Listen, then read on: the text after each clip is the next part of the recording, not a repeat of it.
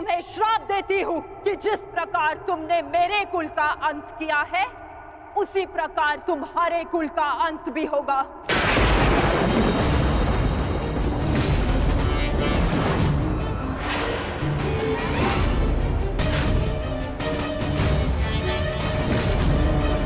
तुम्हारा कुल भी ऐसे ही आपस में लड़कर नष्ट हो जाएगा।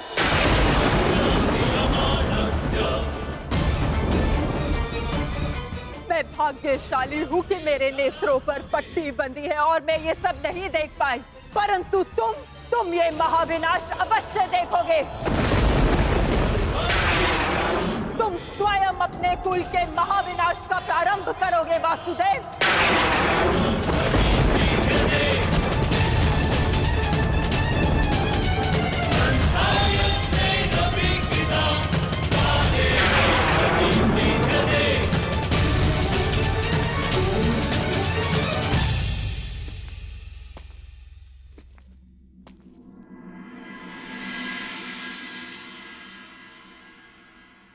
जिस प्रकार एक प्रसन्न माता का आशीष संसार में कोई नहीं रोक सकता, उसी प्रकार एक दुखद माता का श्राप संसार में कोई नहीं टाल सकता।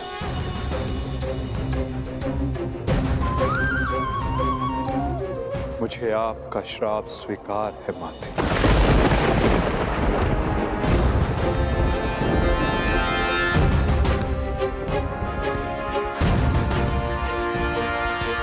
किंतु क्या आपको ज्ञात है कि इस युद्ध का सत्य क्या है? क्या आप जानती हैं कि इस महाविनाश, इस महायुद्ध का वास्तविक रूप क्या है? मेरे साथ चलिए माता, उस कुरुक्षेत्र की रणभूमि पर जो इस महाविध्वंस, इस महाभारत की साक्षी बनी है।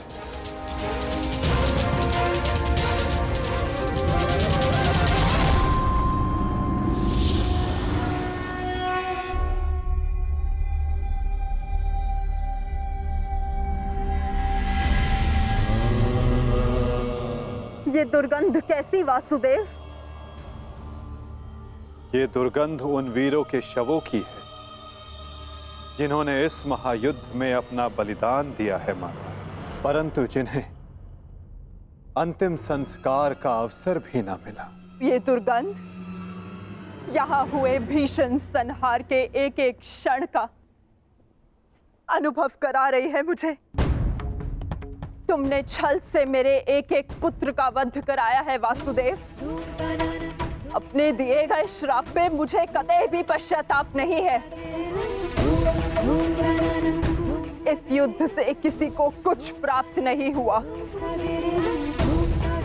ये युद्ध सबके लिए दुर्भाग्य ही साबित हुआ है और तुम्हारे लिए भी ये दुर्भाग्य ही साबित होगा। और आज मेरे श्राप के रूप में तुम भी उस युद्ध से दुर्भाग्य ही लेकर जाओगे। जब आप मुझे अपराधी मान ही चुकी हैं, जब आप मुझे दंड दे ही चुकी हैं, तो आप मेरा कोई स्पष्टीकरण भी स्वीकार नहीं करेंगी माता।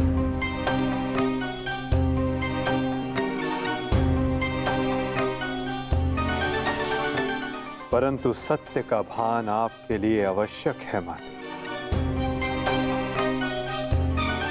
जिनकी दृष्टि से इस महायुद्ध का कोई भी क्षण, कोई भी छल अनदेखा नहीं गया है माते,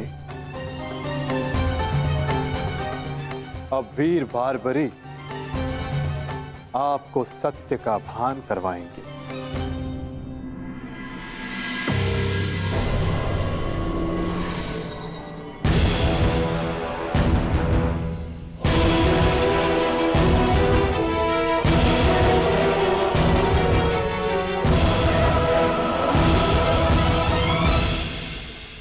अब आपके समक्ष वीर बारबरीक है गांधार पुत्री, जो आपके पौत्र भी हैं। जो इस युद्ध के एकमात्र दर्शक हैं।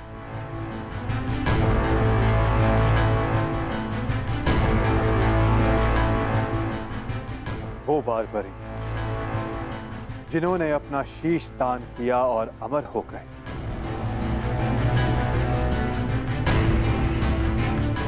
अब वही आपको सत्य का ज्ञान करवाएंगे। वीर बारबरीक की दृष्टि से इस महाभारत का कोई भी बल और छल अनदेखा नहीं रहा है माता। अब बारबरीक आपको सत्य बताएंगे। पुत्र बर्बरिक, तुम स्वयं बताओ, क्या वासुदेव ने छल से मेरे पुत्रों का वध नहीं करवाया है? यदि तुमने इस युद्ध का एक एक क्षण निष्पक्ष होकर देखा है, तो बताओ, कौरव वंश के वट वृक्ष महामहिम भीष्म, जिन्हें इच्छा मृत्यु का वरदान था, क्या वासुदेव ने उन्हें अपने छल से धराशाही नहीं करवाया है? क्या वासुदेव ने द्रोण पुत्र अश्वत्थामा की मृत्यु का छल रचकर आचार्य द्रोण का वध नहीं करवाया है? क्या मेरे पुत्र दुर्योधन की रक्षा कर रहे उसके मित्र कर्ण को छल से नहीं मरवाया है वासुदेव ने? पुत्र दुर्योधन पर युद्ध के नियमों के विरुद्ध जाकर प्रहार किया गया, क्या वो वासुदेव का छल नहीं था? मेरे समस्त 100 पुत्रों के वध का कारण केवल वासुदेव है। क्या ये भी सत्य नहीं है बारबरिक?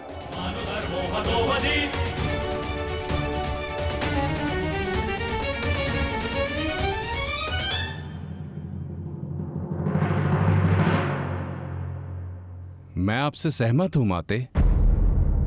ये सब स्वयं वासुदेव ने करवाया।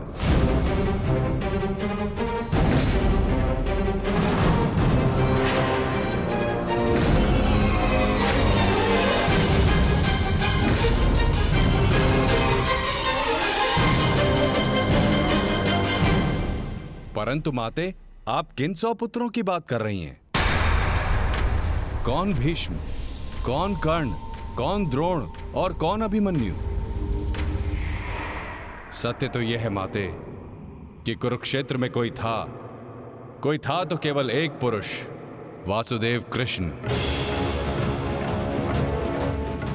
ना कोई भीष्म, ना कोई द्रोण और ना ही अंगराज कर्ण। जिस पर प्रहार हुए वो वासुदेव ही थे, और जिसने प्रहार किए वो भी वासुदेव ही थे। उनके अतिरिक्त कुरुक्षेत्र में कोई और उपस्थित नहीं था माते। ये तुम क्या कह रहे हो बर्बरिक? इसका क्या अर्थ है?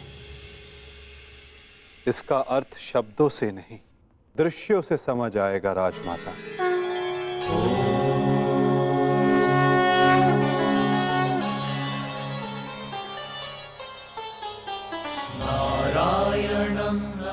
इस युद्ध के प्रारंभ से अंत तक हर प्रहार मैंने किया और हर प्रहार मैंने ही सहा।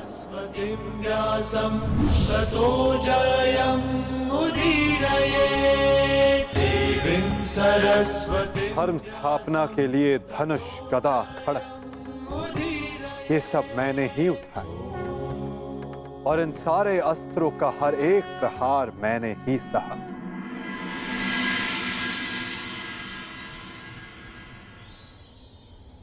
बाण चलाने वाला मैं ही था। पितामह!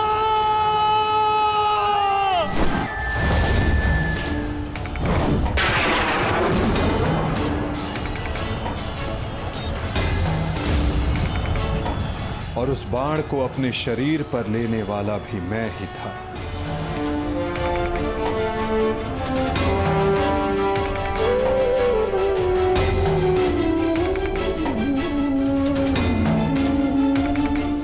महामहिम भीष्म के रूप में भी मैं ही था और अर्जुन के रूप में भी मैं ही था।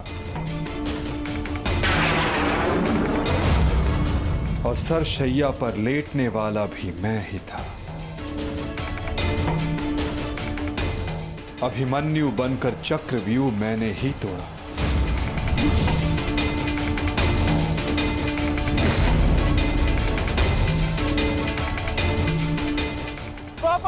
अभिमन्यु, लौट आओ, यू में प्रवेश मत करो। विश्वास कीजिए दात्री। मैं इस चक्रव्यूह को तोड़ सकता हूं, और यदि मेरा सर कट भी जाए तब भी आपका सर गर्व से उठा रहेगा। और उस दिन मुझे ही घेर कर मारा गया।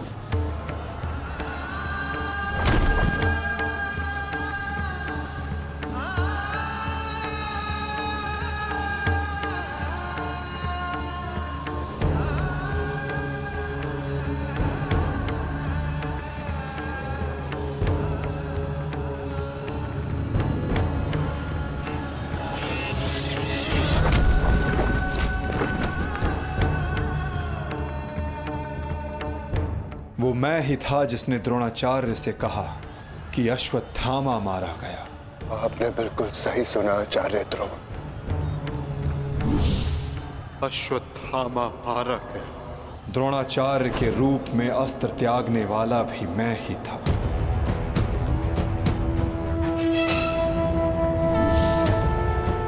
परंतु वो एक मनुष्य नहीं, एक हाथी था।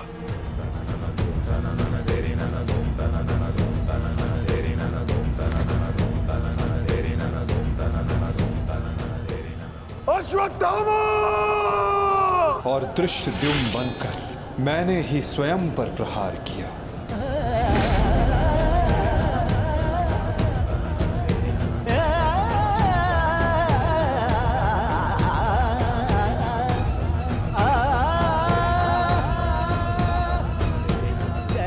और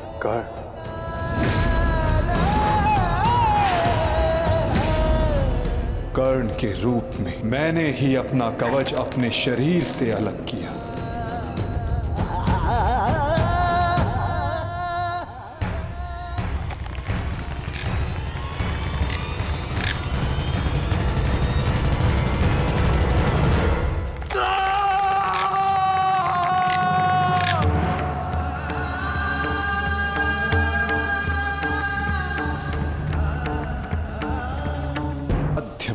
मेरे ही रथ का चक्र धंसा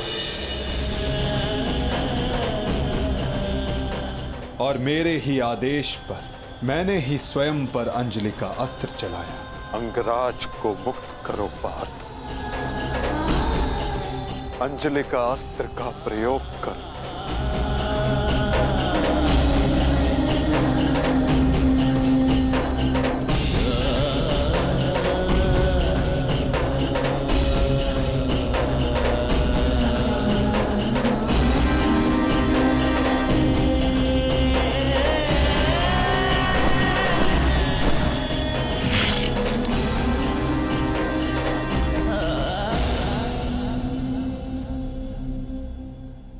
दुर्योधन के रूप में मेरी ही जंघा पर प्रहार करके मेरा ही अंत किया गया।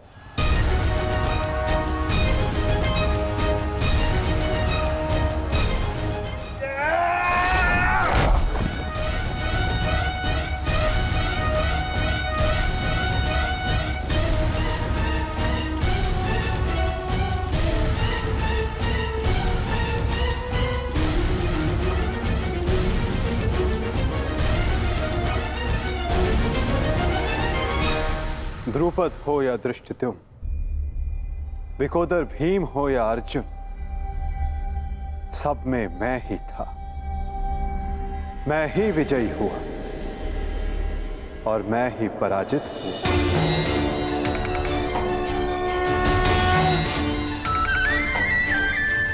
सबसे अधिक प्रहार मैंने की, सबसे अधिक घाव मैंने ही खाया।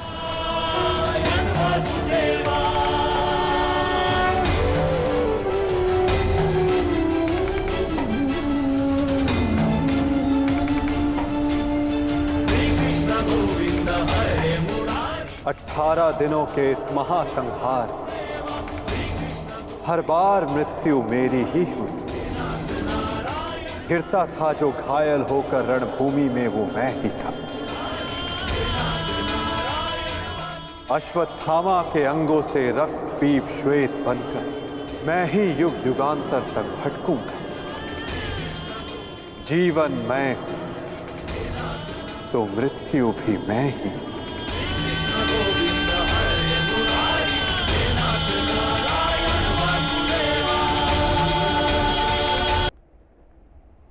श्राप तुम्हारा स्वीकार है माते।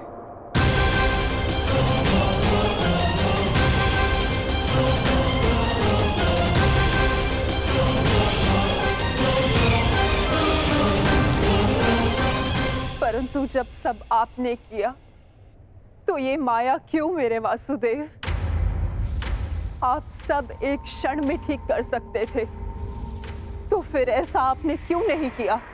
फिर उन प्रतिज्ञाओं का क्या होता माते, जो सबने ली थी?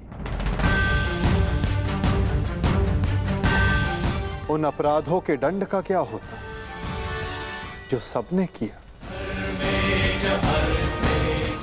उन कष्टों का पुरस्कार क्या होता, जो धर्म ने सहे? उस सीख का क्या होता, जो इस युद्ध में हुए हर मृत्यु से मानव जाति को मिले और जो संसार में प्रलय आने तक उनका मार्गदर्शन करेगी?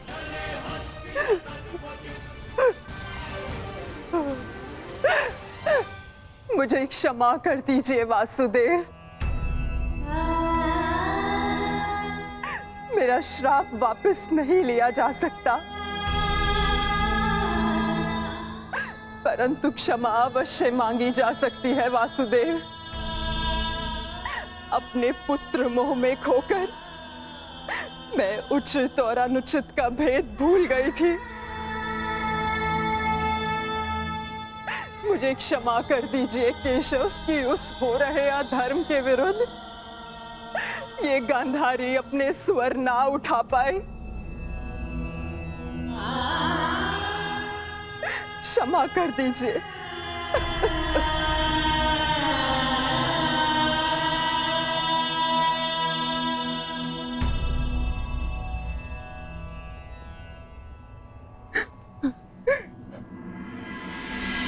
नहीं माते, किसी का अंत किसी के श्राप से नहीं होता। यदि किसी का अंत होता है तो स्वयं के पापों से।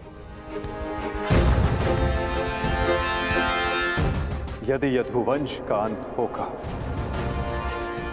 तो आपके श्राप से नहीं माते, अपितु स्वयं के पाप कर्मों से।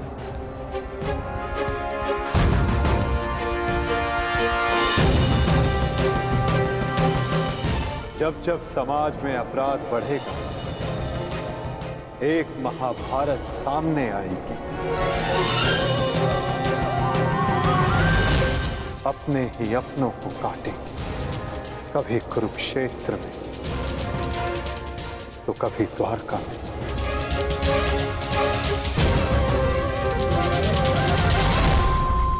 माते, यदि आप कुछ करना चाहती हैं तो अपने मन के इस प्रतिशोध की अग्नि को शांत कीजिए और पांडवों को आशीष दीजिए। युधिष्ठिर का राज्य अभिषेक करवाइए और धर्म स्थापना में आपका ये योगदान और आपका आशीष आवश्यक है माते।